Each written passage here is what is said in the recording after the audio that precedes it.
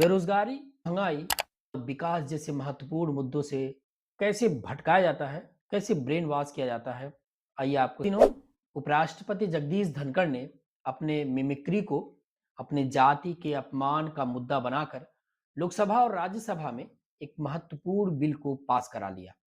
केंद्र सरकार ने राज्यसभा में मुख्य चुनाव आयुक्त की नियुक्ति की सेवा की शर्तें और कार्यकाल की अवधि विधेयक 2023 को पेश किया।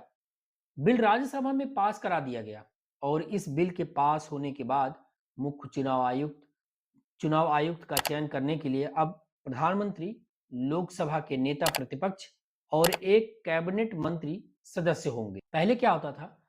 मुख्य चुनाव आयुक्त और चुनाव आयुक्त की नियुक्ति प्रधानमंत्री, लोकसभा नेता प्रतिपक्ष और सुप्रीम कोर्ट के चीफ जस्टिस मिलकर के करते थे। वहीं विपक्ष का यह आरोप है कि इस बिल के पास हो जाने के बाद चुनाव आयोग की निष्पक्षता पर सवाल खड़े होंगे। विपक्ष ने कहा चयन पैनल भी अब प्रभावित होगा क्योंकि इसमें बीजेपी के 2 सदस्य हो जाएंगे, प्रधानमंत्री और एक कैबिनेट मंत्री। इससे चयन प्रक्रिया में बीजेपी की मनमानी चलेगी। बता दें कि अगले साल लोकसभा चुनाव के ठीक पहले आयुक्त अनुपम चंद्र रिटायर होने वाले हैं। बिल के पास होने पर चुनाव आयुक्त और अन्य चुनाव आयुक्त पर क्या असर पड़ेगा?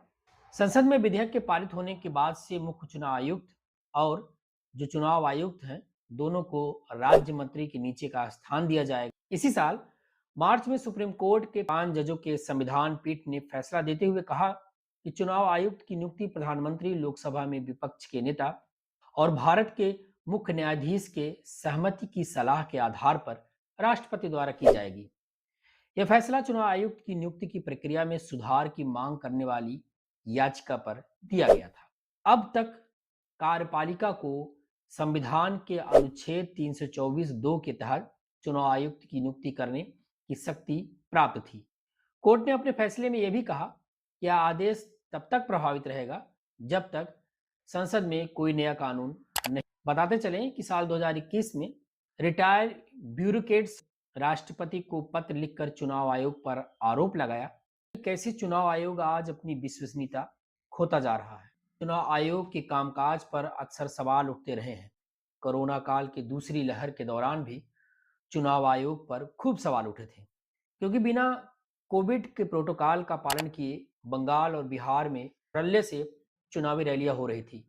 अप्रैल 2021 में कोर्ट के चीफ जस्टिस संजीव बनर्जी ने चुनाव आयोग पर भी सख्त टिप्पणी करते हुए कहा था कि कोरोना की दूसरी लहर के लिए एकमात्र जिम्मेदार चुनाव आयोग है।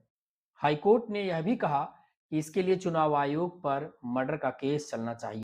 लेकिन अब केंद्र सरकार ने इन सब चीजों को खारिज करते हुए नया बिल लाया और इस बिल में सत्तारूढ़ पार्टी की शक्तियों को बढ़ाने का काम किया। विपक्ष इसका विरोध भी कर रही है। विपक्ष का मानना है कि यह एक खतरनाक स्थिति है जो चुनाव को निष्पक्षता को प्रभावित कर सकती है। वहीं कांग्रेस के नेताओं ने आरोप यह भी लगाया कि अब चुनाव आयोग नरेंद्र मोदी के हाथों की कठपुतली बनने के लिए तैयार है।